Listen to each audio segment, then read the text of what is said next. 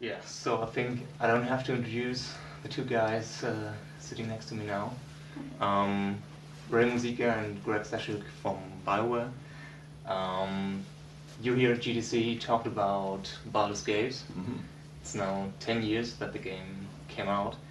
So, what do you think is the main difference of making games back then and making games right now? Well, there's a lot of similarities and there's also a lot of differences, but some of the similarities are you got to have people who are passionate about what they do. You have to have people that are willing to work collaboratively, that are willing to really put aside their egos and be humble and let the best idea rule, and kind of willing to iterate for the sake of quality for the audience. Some of the things that are different are just the size of teams, or depending on the type of game. Obviously, there's some teams that are very large, and there's some teams that are very small, making downloadable content or social games can be still very small, but there's also very big teams too. And business models are different, a lot more digital distribution, a lot more online connectivity, and a lot more software as a service kind of features. So those things are new and different, but really they're the core of the game, of making something that's just you get passionate and excited about, and just really creating an emotionally engaging experience. That's still the same. All right. Classic seems to be very trendy right now. Think of the revamp of the Monkey Island series. Nintendo is redoing Donkey Kong and all the side-scrolling games right now. So would you think it's possible to make a Baldur's Gate Reloaded with improved graphics? We would love to see the possibility of something like Baldur's Gate Reloaded, like redoing it. But as I mentioned during the talk, there's a lot of complex business issues around it, because it's one of those games that we created it, but the license was held by Interplay. But that's changed hands a couple times, and now maybe Atari and Hasbro, who owns Wizards of the Coast, are involved with the license. So I think it could happen. Whether we would do it, that's really no way of saying. But as players, I would love to see it. I know I would love to re-experience all those old, that old adventures with new graphics. That'd be pretty exciting. I would definitely play it. So, if you just have the chance to do it, please do it. You announced that BioWare is working on a small-scale MMO besides Star Wars: The Old Republic. Mm-hmm.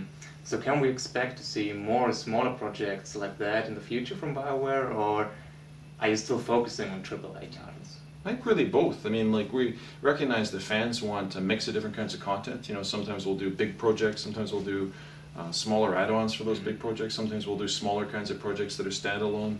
And across our group now, we have around 800 folks working at 4 locations, plus a new location in Ireland. It's more of a CS center for Austin, so Austin and Edmonton and Montreal and Virginia. And we have great people working on a whole range of different things at all those locations. They're tied together by some common principles, and Greg mentioned in the talk about combat and exploration and progression, customization and story and characters. So all our games have that in different measures, different ways, and really I hope that all the games are seen as high quality by our fans, whether they're big or small. But we like making different things. We think it's really fun for our fans. It's really fun for all the great people we work with every day, and it's nice to have a portfolio that's diverse and allows us to make kind of a range of different products.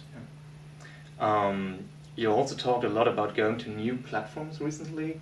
On that new platforms, are you trying out new genres as well, or will you stick with the RPG genre? We actually, our feeling is that we typically like to make games that focus on story primarily and have elements of story in them. So genre is a little less of a tight fit for us, in the sense that we believe, look at the case of Mass Effect 2, you could make the case that it's like, shooter FPS plus story-based game. I mean, the amount of RPG in there is still there, but we've kind of turned it on its head to a certain degree. So I think for us, we like to explore the platforms, but in particular, we like to stick with our strength, which is great stories and characters, and trying them on those places. Mm-hmm. It's something we're going to do a lot of. I think we don't want to be in a position where we feel like we're obsolete or not with the times. I think you're seeing players playing games differently, playing in different locations and in different ways. It's very, very important to stay up to date with that and understand what's happening, and then when you see that opportunity, seizing it and making a great game that suits the platform, but also holds those BioWare values true to heart. Okay. And one last question we ask everybody today is, if the gods of gaming granted you the wish to create the game you've always dreamt of, no matter what technology is ever needed, what kind of game would that be?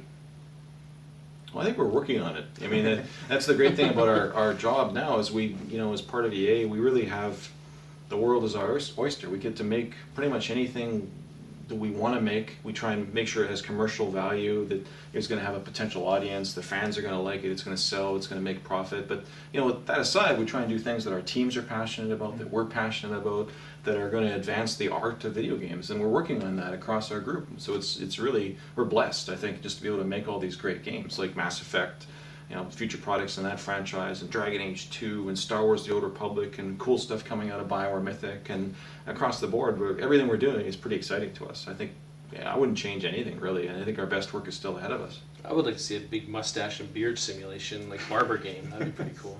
Well, actually, Barber RPG. I would argue the character creation process in our games really does enable that. You can in Dragon Age. We actually. I remember the comments. Facial hair in Star Wars: The Old Republic is pretty advanced. Yeah, no, it's pretty good too. You're right. But I remember particularly in Dragon Age, we said we were always really impressed with the braided beards and stuff. That was awesome. I think that was more you. Yeah.